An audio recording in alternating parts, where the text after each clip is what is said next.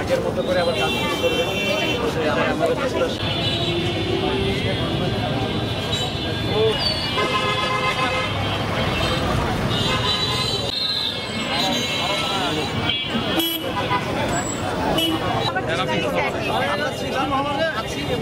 সবসময় জনগণের নিরাপত্তায়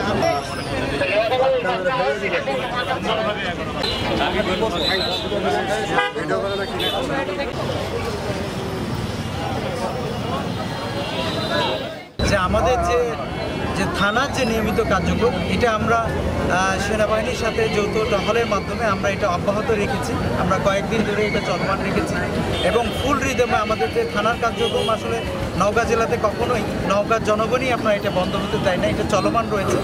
আর আমাদের একেবারে ইন্টেন্সিভলি মাঠ পর্যায়ে সব ধরনের আমাদের পেট্রোল ডিউটিগুলো এগুলো আমরা অপারেশনাল আমাদের চলমান রয়েছে।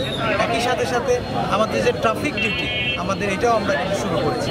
তো আমি আপনাদেরকে আশ্বস্ত করতে চাই, আমরা বলতে চাই যে নওগাঁর জনগণের জানমালের নিরাপত্তা বিধানের জন্য সর্বোচ্চ অগ্রাধিকার দিয়ে আমরা কাজ করে যাচ্ছি এবং কাজ করে যাব। আমাদের